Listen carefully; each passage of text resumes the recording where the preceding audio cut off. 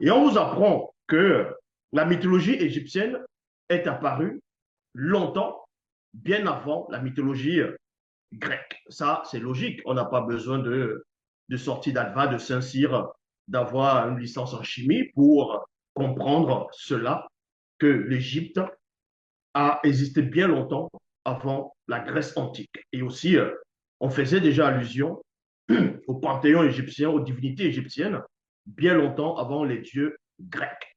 Vous devez aussi comprendre que dans la mythologie grecque, il y a eu plusieurs périodes, mais logiquement, on ne disait même pas les dieux grecs, c'était les titans. La notion des dieux, ça vient après.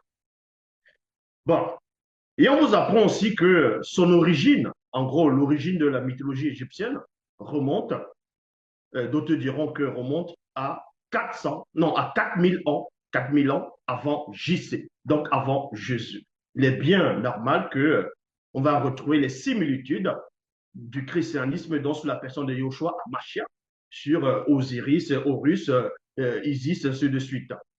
Donc, j'avais déjà expliqué, ça fait déjà plus de 20 ans, déjà, bien longtemps même avant que je fasse des vidéos. Euh, Beaucoup peuvent en témoigner. Je disais déjà que le personnage dont on fait allusion dans les Bibles classiques sur la personne d'Adam, Adama, en fonction des religions dites révélées, était un homme noir, qu'ils ont juste pris l'histoire du peuple noir, ils ont changé la couleur, ils ont tout changé. Mais ici, on n'est pas là pour entrer dans la Bible. On va parler de l'histoire, on va vous révéler avec précision où tout a commencé, c'est-à-dire l'origine des divinités égyptiennes. Mais avant cela, dans l'Égypte antique, selon d'autres égyptologues et selon d'autres chercheurs, ainsi de suite, vont vous expliquer que les dieux égyptiens apparaissaient sous trois formes différentes.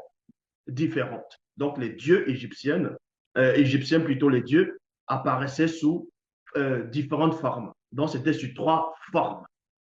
Il y avait la forme animale, humaine, mi-animale, mi-humaine. Voyez. Et l'aspect animal est plus ancien, est plus ancien. Il est logique. Quand on voit que la forme animale est plus ancienne, vous allez comprendre pourquoi je dis souvent que le tout premier démon qui a existé, c'était un hybride, c'était un animal, c'était un monstre marin. Vous allez comprendre le pourquoi. Et on vous dit ici qu'il remonte à l'époque pré-dynastique, donc 4000 et d'autres diront aussi 3100 avant JC. Donc, les Égyptiens vénéraient alors les forces naturelles effrayantes sous l'apparence d'un animal. C'est pour ça que vous allez voir plusieurs dieux égyptiens sur l'apparence hybride. Et on vous apprend aussi que vers 3100 avant JC, donc avant Jésus, avant que on ne parle de Jésus, avant qu'on ne parle du christianisme, même avant qu'on ne parle de, on va dire l'islam, on parle de, on va dire le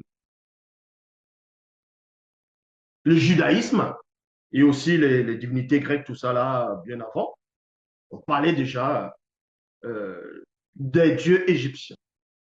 Donc, d'autres diront la spiritualité égyptienne, la religion égyptienne est plus ancienne, et je dis bien plus ancienne que euh, les autres religions dites révélées.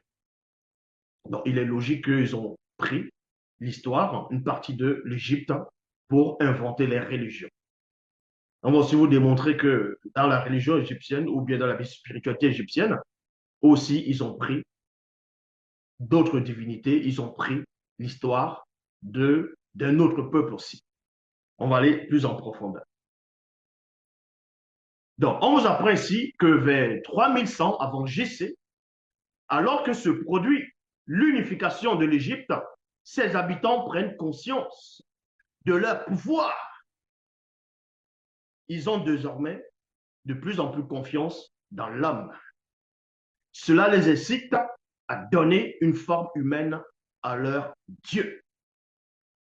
Enfin, vers 2700 avant JC, apparaît la forme hybride avec un corps d'homme et une tête animale, bien combinés les deux aspects précédents.